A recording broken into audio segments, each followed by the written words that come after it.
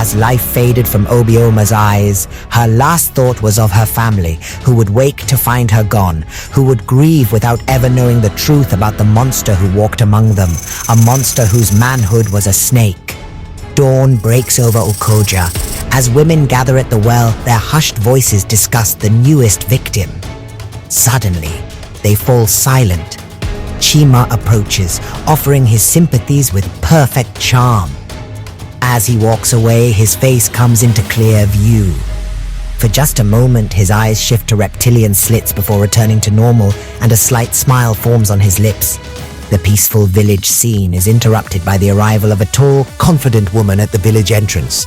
Unlike the fearful villagers, she walks with purpose, her hand touching a bone pendant at her neck. As her eyes scan the village, they lock onto Chima in the distance. "I've found you," she whispers. "At last." The sun had barely risen when Obioma's body was discovered in the village square. Like the others before her, she lay arranged as if in peaceful sleep, her arms at her sides, her best wrapper still bright against her now pale skin. The only sign of violence was the familiar twin puncture marks on her neck. Wailing filled the air as her family gathered around her. Her mother fell to her knees, beating her chest in grief. Her father stood silent, his face a mask of pain and fury. Villagers gathered, adding their voices to the chorus of mourning, while children were hurried away from the terrible sight. Chief Obi arrived quickly, his face grim as he ordered the body to be covered and prepared for burial. The elders gathered around him, their voices low but urgent. "6 women now," said Namdi, the oldest among them. "6 of our daughters taken by this evil. When will it end?" "The sacred python at the shrine has been consulted," replied another elder. "The diviner says it is not a natural snake causing these deaths. It is something else, something that walks in 2 worlds. Whatever it is," Chief Obi declared, his deep voice carrying to those nearby. "We must increase our vigilance. No woman leaves her compound without a male escort. The night patrols will be doubled." As the crowd slowly dispersed, a figure watched from the edge of the village. Chima, his face appropriately solemn, as befitted the tragic occasion. When villagers passed him, they nodded respectfully, some even stopping to share their grief. None noticed how his eyes gleamed with satisfaction as he watched the fear spread through Ukoja, like poison in a well. Later that day, as the village was still reeling from Obioma's death, something unexpected happened. A stranger arrived in Ukoja. Women at the well were the first to spot her, a tall, slender figure walking confidently along the path that led into the village from the eastern forests. They stopped their work to watch, whispering among themselves, for visitors were rare in these troubled times. As the stranger drew closer, they saw it was a woman, and their whispers grew more intense. Who would travel alone, especially a woman, with the news of Ukoja's troubles surely having spread to neighboring villages? The stranger walked with unusual grace, her back straight, her head high. Her wrapper was of a pattern not seen in Ukoja, with bold geometric designs in deep blue and gold. Around her neck hung a single pendant on a leather cord, a small white object that caught the sunlight. Her face was striking rather than traditionally beautiful, with high cheekbones and eyes that seemed to take in everything around her in a single glance. "Greetings," she said as she approached the well, her voice melodious but firm. "I am Adana, from the village of Abanta. I seek the home of Neoma, daughter of Ekwenzi." The women exchanged glances. Neoma was known to them, an old woman who lived at the edge of the village, who kept mostly to herself, and was said to know the old ways of healing. "Neoma is her aunt," one woman whispered to another. "See the resemblance in how she holds herself." "Why come now with all the deaths?" another whispered back. "No one travels to Ukoja these days unless they must." An older woman stepped forward, wiping her hands on her wrapper. I am Uzoamaka. Neoma's compound is at the western edge of the village, near the large Iroko tree. But be warned, stranger. Ukoja is not safe these days, especially for young women. We have had troubles. Adana's expression did not change. I have heard of your troubles. News travels even to Abanta. But family obligation knows no fear. I must see my aunt.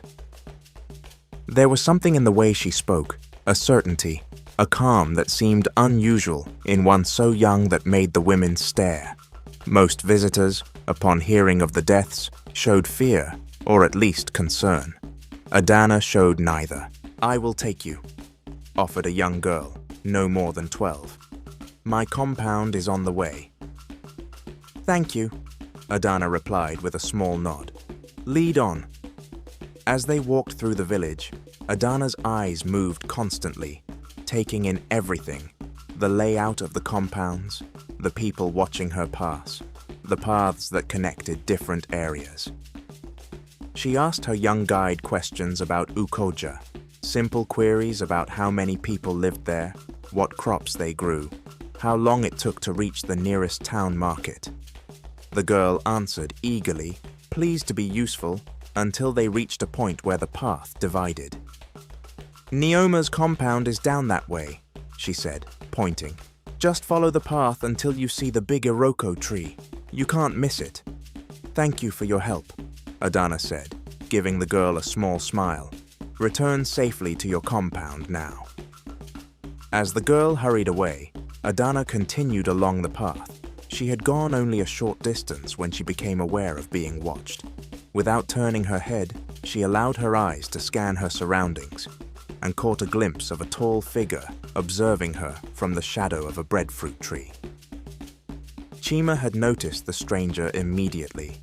Something about the way she moved had caught his attention. The confidence in her stride, the alertness in her posture, so different from the fearful women of Ukoja. He had followed at a distance, curious about this unexpected arrival in his hunting ground. When Adana reached the fork in the path, Chima emerged from his watching place and strolled toward her, as if by chance. He arranged his face in the friendly, charming smile that had won over so many in Ukoja. You must be new to our village, he called as he approached. Welcome to Ukoja. I am Chima. Adana stopped, turning to face him fully. For the first time since her arrival, something flickered across her composed features, a brief tightening around the eyes. Gone so quickly, Chima wondered if he had imagined it. Adana, she replied simply. From Abanta. Chima moved closer, using his height to full advantage as he looked down at her. Most women found his physical presence overwhelming, a combination of his stature, his handsome features, and the force of his personality. He waited for the usual signs, the quickened breath, the lowered eyes, the slight step backward. None came. Adana met his gaze directly, her eyes revealing nothing, her posture neither yielding nor challenging. It was as if she were looking at a tree or a rock, something to be noted but not something that stirred any emotion. Visiting family? Chima asked, his voice smooth as honey. We don't get many visitors these days. My aunt Neoma, Adana replied. It has been too long since I've seen her. Ah, old Neoma, Chima nodded, his smile widening. A remarkable woman. Let me walk you to her compound. The paths can be confusing for newcomers. Thank you, but I know the way, Adana said, already turning to continue her journey. The big Iroko tree, I was told. For a moment something flashed in Chima's eyes, annoyance perhaps, at being so easily dismissed, but his smile never faltered. Of course, perhaps I'll see you again during your stay. He gave a small bow. Ukoja is a small village, after all. Perhaps, Adana agreed without commitment.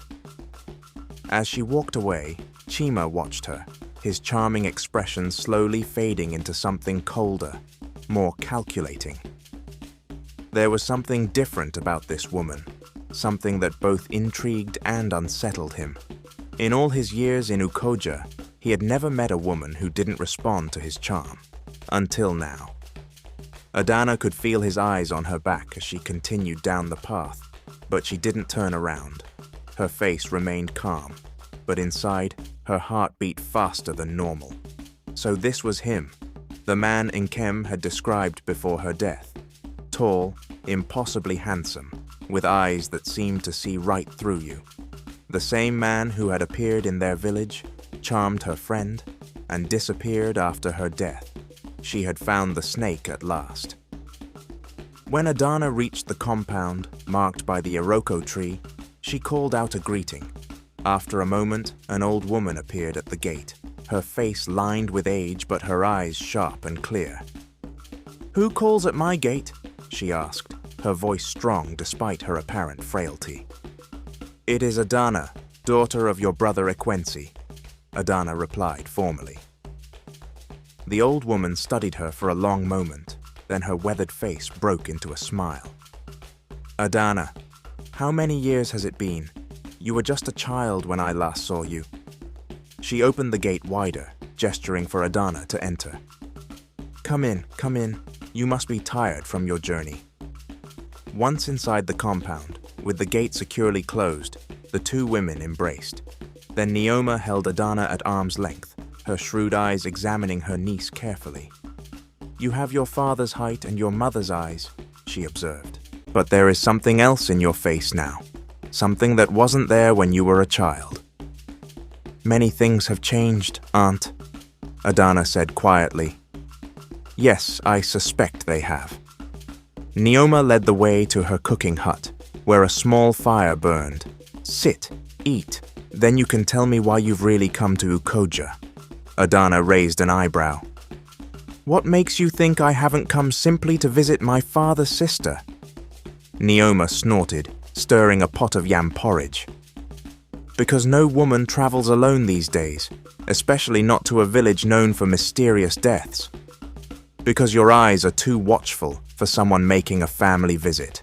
And because I know more about what happens in this world than most people think." She ladled porridge into a wooden bowl and handed it to Adana. "But first, eat. Then we'll talk about the snake man you've come hunting." Adana's spoon paused halfway to her mouth. "You know, component placement." "I've lived a long time, child," Neoma said, lowering her voice. "Long enough to recognize evil when it walks into a village, even when it wears a handsome face and speaks with a charming tongue." Adana studied her aunt with new respect. "Then you know about Chima?" "Zrenia I cannot prove." Neoma sat down heavily on a low stool. "He came to Ukoja 5 years ago. Within a year I noticed how women looked at him, how they seemed almost bewitched by his presence. It wasn't natural, but who would listen to an old woman's suspicions, especially when the man in question is so well liked, so helpful, so perfect?" She spat the last word like it tasted bad in her mouth. "The deaths began 6 months ago," Adana said. "Yes, all young women, all found with snake bites, all arranged as if sleeping." Neoma's eyes narrowed. "Why have you come, Adana? What connection do you have to this evil?" For a long moment, Adana was silent, eating her porridge with measured movements. When she finally spoke, her voice was soft but firm. "My friend Enkay was killed 3 months ago in Abanta, the same way snakebite, found in the village square. Before she died, she told me about a new man in her life. She described him exactly as I saw Chima today." Adana set down her empty bowl. "He was in our village for only a month. 3 women died. Then he disappeared." "And you believe he came here?" Neoma finished for her. "I know he did. I've been tracking him, asking questions in villages between Abanta and Ukoja. He leaves a trail, aunt, of charm, of death, and then of absence." Neoma nodded slowly. "So you've come for revenge?" "I've come for justice," Adana corrected. "Enkay was like a sister to me. We grew up together, shared everything. Her hand went to the pendant around her neck, a small white object that Neoma now saw was carved from bone. I won't let her death go unanswered.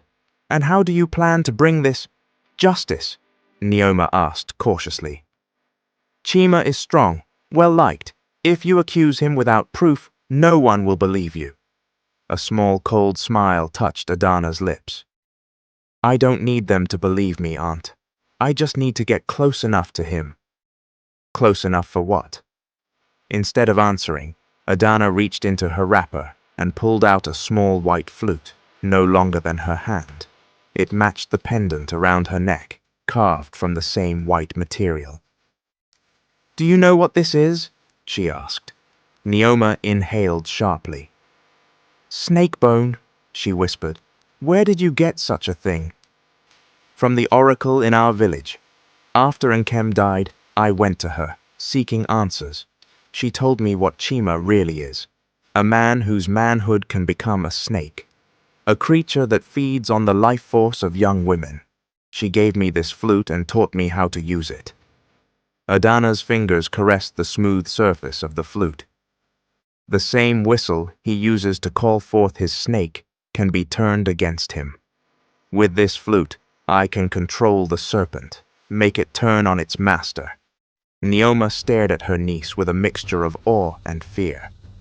This is dangerous magic, Adana. If you fail... I won't fail, Adana said with quiet certainty. I've prepared for this moment for months. I've tracked him across villages. I've practiced with the flute until my lips bled. I am ready. The old woman was silent for a long moment, studying Adana's face. Finally, she nodded. What do you need from me? A place to stay. Information about Chima's habits, his movements, and silence about my true purpose here. You have all three, Neoma promised. But be careful, child. The snake man has lived a long time, has hunted in many villages. He has not survived this long by being careless. Neither have I, Adana replied, her eyes hard as stone. And unlike his other prey, I know exactly what he is. As night fell over Ukoja, two women planned in hushed voices in a compound at the edge of the village.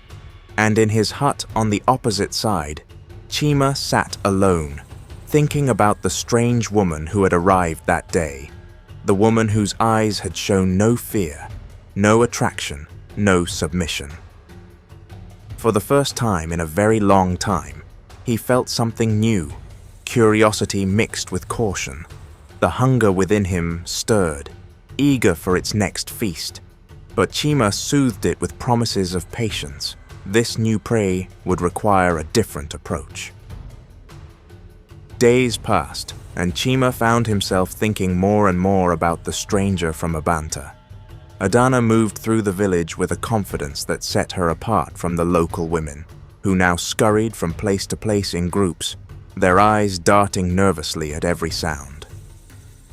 He had tried several times to engage her in conversation, appearing casually wherever she went, at the well when she fetched water, at the market when she shopped for her aunt, on the paths when she collected firewood.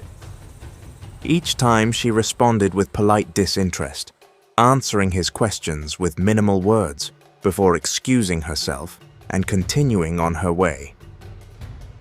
Her indifference both frustrated and intrigued him.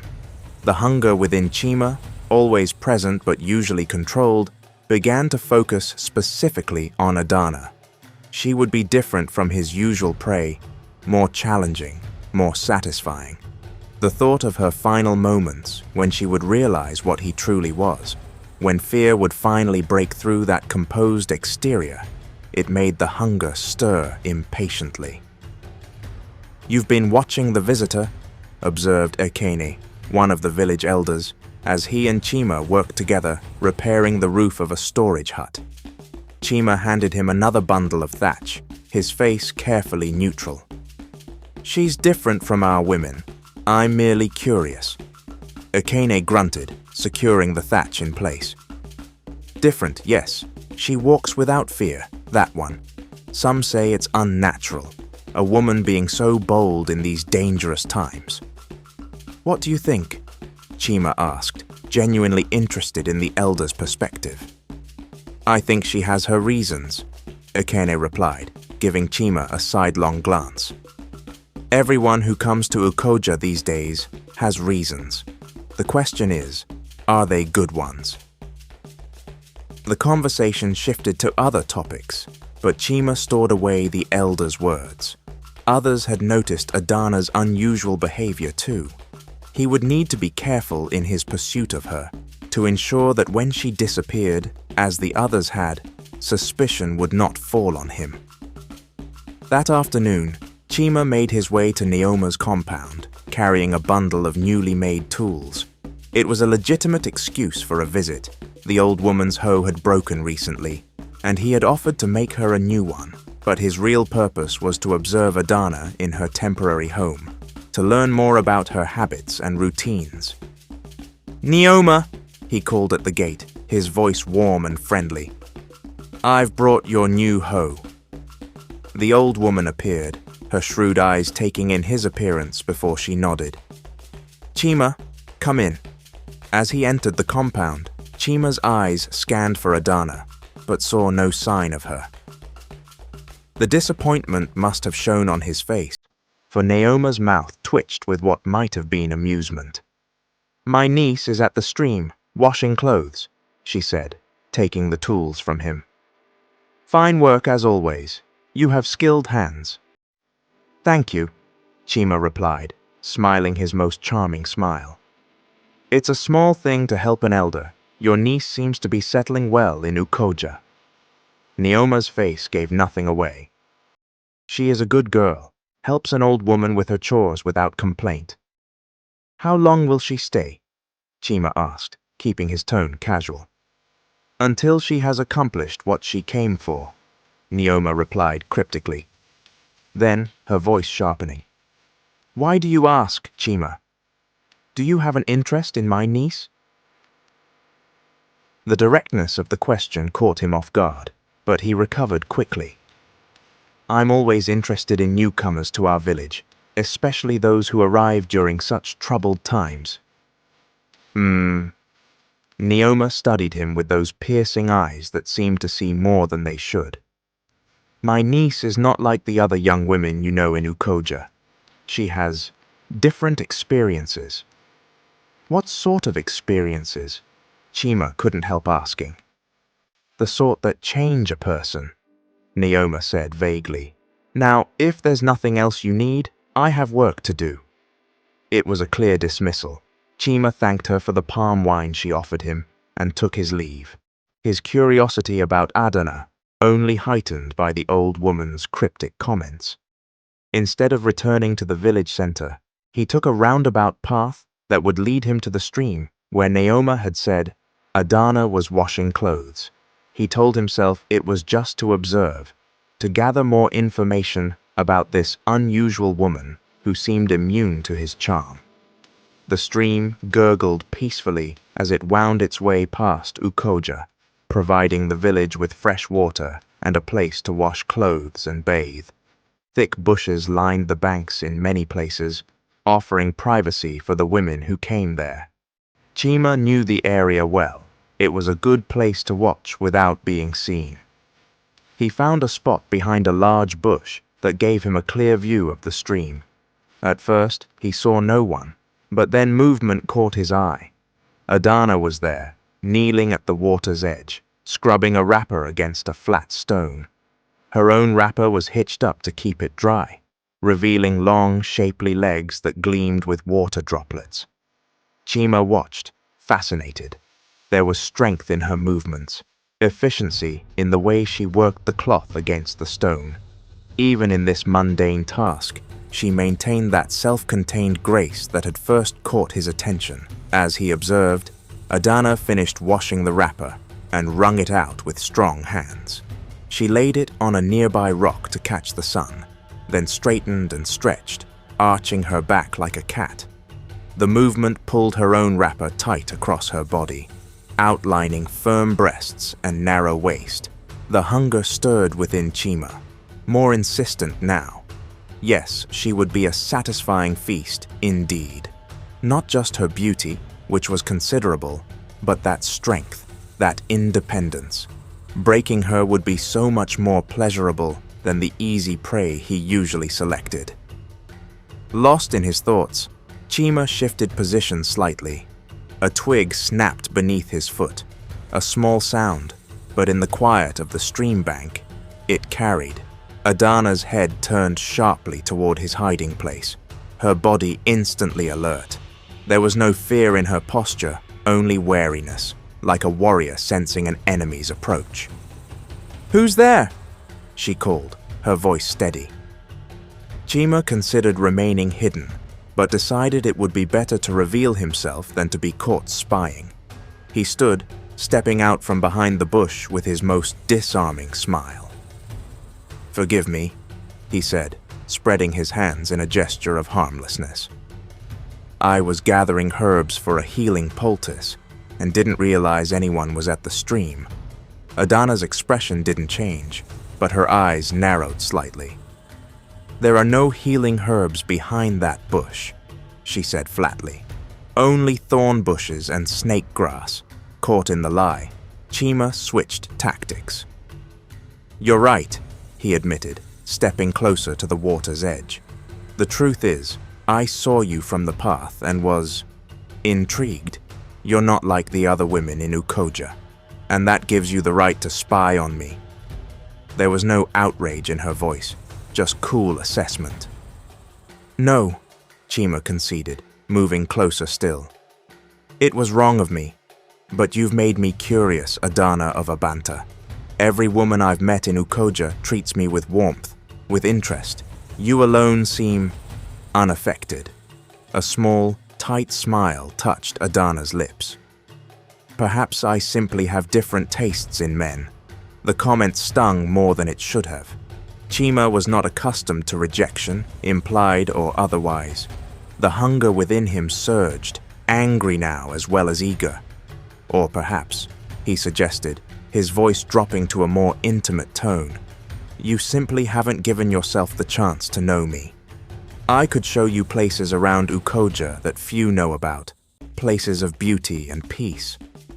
"I didn't come to Ukoja for sightseeing," Adana replied, gathering up the wet wrapper. "I came to visit my aunt." "And yet you ask questions all over the village," Chima countered, watching her reaction carefully. "About the deaths, about when they started, about who might be responsible." A flicker of something, surprise, concern, crossed Adana's face before she controlled it. "My aunt says you arrived in Ukoja 5 years ago," she said, changing the subject slightly. "Where were you before that?" "Many places," Chima answered vaguely. "I've traveled far in my time." "Including Abanta?" Adana asked, her eyes steady on his face. "I may have passed through," Chima said carefully. "Many villages look the same after a while." "Strange," Adana commented, wringing out another wrapper with controlled strength. "I've lived in Abanta all my life. I don't remember seeing you there." "Perhaps you were too young to notice," Chima suggested, smiling. "Or perhaps I wasn't as memorable then as I am now." Adana straightened, looking at him directly. "Oh, I think I would have remembered you, Chima. A man like you tends to leave an impression." There was something in the way she said it, not flattery, but something harder, almost like a challenge that made Chima's smile falter slightly. For the first time, he wondered if there might be more to Adana's arrival in Ukoja than a simple family visit. Could she know something? Suspect something? Before he could pursue the thought, Adana gathered the wet laundry into a basin and balanced it expertly on her head. "My aunt will be wondering where I am," she said, turning to leave. "Enjoy your herb gathering, Chima. Be careful of snakes by the water. I hear they can be deadly in these parts." With that parting shot, She walked away, her back straight, her steps unhurried. Chima watched her go, the hunger within him now mixed with something he rarely felt: uncertainty. That night, alone in his hut, Chima paced restlessly. His encounter with Adana at the stream had left him unsettled. Her questions about Abanta, her implied knowledge of his travels, it was too specific to be coincidence. She was looking for something, or someone. But how much did she actually know? The hunger urged him to act quickly, to eliminate the potential threat. But the caution that had kept him alive for so long counseled patience. If Adana did have suspicions, acting hastily would only confirm them. No, he would need to be clever about this. He would need to change his approach, to find a way past her defenses. Every woman had weaknesses, vulnerabilities that could be exploited. He just needed to discover Adana's. As he plotted, a new plan began to form in Chima's mind. Instead of pursuing her as he had done, showcasing his charm and appeal, perhaps he should withdraw, become elusive, create a mystery that her curiosity would compel her to solve.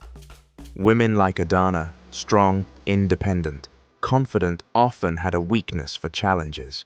If he presented himself as one, she might come to him of her own accord. Yes, that might work. The hunter would become the hunted, at least in appearance. And when she thought she had captured her prey, he would spring the true trap. The hunger stirred approvingly at this new strategy. It could wait a little longer for its feast. After all, the sweetest meals were worth the wait. In the darkness of his hut, Chima smiled. The game had changed, but the outcome would be the same. Adana of Abanta would join the other women of Ukoja, a cold body in the village square with twin puncture marks on her neck. Only hers would be a special pleasure, a unique satisfaction. The woman who thought herself a hunter would discover, in her final moments, that she had always been prey. The next morning, when Adana went to the well to fetch water, she was surprised not to see Chima lingering nearby, as he had every day since her arrival. At the market, where he had previously found excuses to approach her, he was conspicuously absent. Throughout the day, as she moved around the village on errands for her aunt, there was no sign of the tall, handsome man who had been watching her so intently. "Strange," she commented to Neoma that evening as they prepared their meal. "Chima seems to have disappeared today." Neoma glanced up from the yam she was peeling.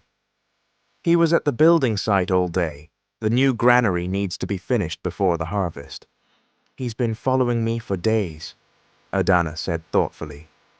"Now suddenly he's focused on his work. Perhaps he's finally understood that you're not interested," her aunt suggested, though her tone indicated she didn't believe this any more than Adana did. "Or perhaps he's changing his strategy," Adana mused. "He's realized his usual charm isn't working, so he's trying something new." "Be careful, child," Neoma warned. "A predator is most dangerous when it changes its hunting patterns." "I'm counting on it," Adana replied, a cold determination in her voice. "Let him think he's the one in control. When the time comes, he'll discover his mistake." The next day proved similar. Adana went about her tasks, her senses alert for Chima's presence, but he remained distant. She caught glimpses of him working on the granary, surrounded by other men, or walking purposefully through the village on apparent errands. Once their eyes met across the marketplace, but instead of approaching her as he had before, he simply nodded politely and continued on his way. By the third day of this new behavior, Adana began to feel a strange sense of, was it disappointment? No, that wasn't right. It was anticipation, she decided. She was waiting for his next move, curious to see how long he would maintain this pretense of disinterest. On the fourth day, as she was returning from collecting medicinal herbs for Neoma, Adana rounded a corner and nearly collided with Chima who was walking in the opposite direction. "Forgive me," he said, stepping back. "I wasn't watching where I was going." Adana studied him, noting the careful neutrality of his expression. No charming smile, no intense gaze trying to capture hers. He seemed almost distant. "No harm done," she replied. Then, curious to see his reaction, "I haven't seen you around the village much lately." A small shrug. "The granary must be finished before the rains come. Chief Obi has me working from sunrise to sunset." "I see." Adana adjusted the basket of herbs on her hip. "Well, don't let me keep you from your work." She made to pass him, but Chima spoke again, his voice casual. "I'm going to the sacred grove tomorrow at dawn. There's a tree there that produces the best wood for carving, strong but flexible. I need some for the granary doors." It was the first time he had volunteered information without trying to engage her further. Adana raised an eyebrow, waiting for the invitation she was sure would follow, but it didn't come. Chima simply nodded a farewell and continued on his way, leaving Adana standing in the path, slightly off balance from this unexpected encounter. As she walked back to Neoma's compound, Adana turned the brief meeting over in her mind. Chima was clearly implementing a new strategy, becoming elusive, creating situations where he seemed to share information accidentally rather than deliberately, making himself interesting without appearing to try. It was clever, she had to admit. Had she been an ordinary woman, it might even have worked. The mystery of his sudden withdrawal would have piqued her curiosity, made her wonder what had changed, perhaps even made her seek him out. But Adana was not an ordinary woman, and her interest in Chima had nothing to do with attraction. She was hunting him, just as surely as he was hunting her. That night, as she lay on her sleeping mat, listening to Neoma's soft snores, Adana considered her next move. Chima's mention of the sacred grove had been deliberate, an invitation without seeming to be one. Should she go, it would mean meeting him. Alone, away from the village. Dangerous, certainly, but also an opportunity to learn more about him, to get closer to her goal. The flute lay hidden beneath her sleeping mat, cool against her fingers as she reached down to touch it. The oracle had taught her how to use it, had made her practice until the specific notes and rhythms were embedded in her muscle memory. But would it be enough against a creature that had survived for who knew how long, preying on women across countless villages? Adana closed her eyes, picturing Enkay's face, her bright smile, her kind eyes, her boundless enthusiasm for life. All of it ended by the monster who now set traps for Adana. Yes, she would go to the sacred grove, not because Chima wanted her to, but because each interaction brought her one step closer to justice for Enkay, one step closer to ending the terror that had claimed so many young women. With that decision made, Adana finally drifted into sleep, her dreams filled with snakes and whistling, and the sound of her friends' laughter, cut tragically short. Dawn came with a thin mist rising from the ground, giving the village an otherworldly appearance as Adana slipped quietly from Neoma's compound. She had told her aunt of her plan the night before, ignoring the old woman's concerns. "At least take this," Neoma had insisted, pressing a small leather pouch into Adana's hand. "Herbs that will cloud his mind if you manage to get them into his food or drink. Not enough to kill, but enough to slow him if you need to escape." The pouch now hung around Adana's neck, alongside her bone pendant, hidden beneath her wrapper. The flute was secured at her waist, easily accessible but out of sight. She moved silently through the sleeping village, alert for any sign of the night patrol or early risers who might question her destination. The sacred grove lay just beyond the village boundary, a small cluster of ancient trees that had been revered by the people of Ukoja for generations. It was said that the spirits of ancestors dwelled there, protecting the village from harm. Adana couldn't help but note the irony. If the grove truly held protective spirits, they had failed to save the 6 young women who had died in the past 6 months. As she approached the grove, the mist thickened, wrapping around the trees like ghostly fingers. The air felt cooler here, and strangely still, as if time moved differently among these ancient giants. Adana paused at the edge, her senses alert for any sign of Chima. At first, she saw nothing. The grove appeared empty, the only sounds the occasional call of a morning bird and the soft drip of dew from leaves. Then, movement caught her eye. A tall figure emerging from behind a massive tree trunk, his outline blurred by the mist. "I wasn't sure you'd come," Chima said, his voice carrying easily in the quiet grove. Adana stepped forward, careful to maintain a safe distance. "I was curious about this special wood you mentioned. My father was a carver.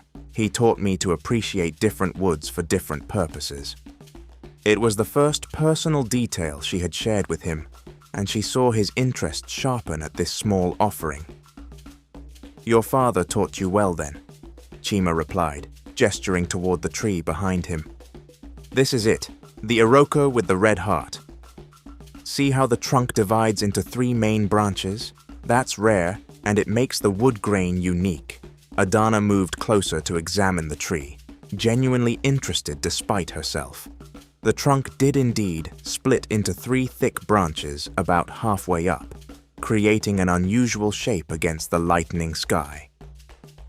"The wood from this type of Iroko is special," Chima continued, his voice taking on a quality Adana hadn't heard before. Not seductive or charming, but genuinely enthusiastic. "It holds fine detail better than any other wood I've worked with, and the color, a deep red that seems to glow from within when polished." He reached up to touch the bark, his movements graceful and sure. "I found this grove when I first came to Ukoja. The villagers considered it sacred, but rarely visited. I asked permission from Chief Obi's father to harvest small branches occasionally for special projects." As he spoke, Adana watched him carefully. There was something different about Chima in this moment, a passion for his craft that seemed genuine, not part of the carefully constructed persona he showed to the village. It was almost as if, in this sacred space, surrounded by ancient trees, some small part of his true self emerged. The observation was valuable. Even predators had aspects of themselves they cared about, vulnerabilities that could be exploited. Chima's connection to his carving, to this grove, it was information she could potentially use. "Why did you really ask me to come here?" Adana said abruptly, cutting through the pretense. "It wasn't to show me a special tree." Chima turned to her, surprise flickering across his face before he composed it again. "Direct, aren't you?" Most women in Ukoja would have played along with the pretext, enjoyed the game. "I'm not most women," Adana replied evenly. "And you didn't answer my question." For a long moment, Chima studied her, his eyes unreadable in the dim light filtered through mist and leaves. Then he sighed, a sound that seemed to carry some genuine emotion, weariness perhaps, or resignation. "I wanted to apologize," he said, the words clearly difficult for him. "For my behavior at the stream, for following you around the village. It was disrespectful." Of all the things Adana had expected him to say, an apology was not among them. She regarded him skeptically, waiting for the manipulation that must surely follow. "You're right to be suspicious," Chima continued, reading her expression accurately. "Men don't change their ways so easily, I know. But seeing you these past days, your strength, your independence, it made me realize how predictable I've become. How I've been playing the same game for so long that I've forgotten there might be other ways to connect with people."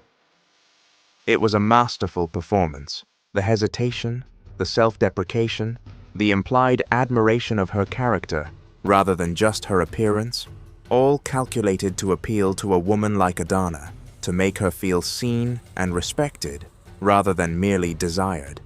Had she not known what he truly was? Had she not come to Ukoja specifically to hunt him? Adana might even have been moved by the apparent sincerity in his voice. "That's quite a realization," she said neutrally. "What brought it on?" Chima leaned against the Iroko tree, his posture deliberately casual, but his eyes never leaving her face. "You did. Your refusal to respond to my usual approach made me look at myself, at how I interact with women. It wasn't comfortable." He ran a hand over his close-cropped hair, a gesture that appeared self-conscious, but was likely just as calculated as everything else about him. "I've relied on my looks, my charm, for so long that I've never had to develop deeper qualities, never had to be truly vulnerable with anyone." Adana almost wanted to laugh at the irony.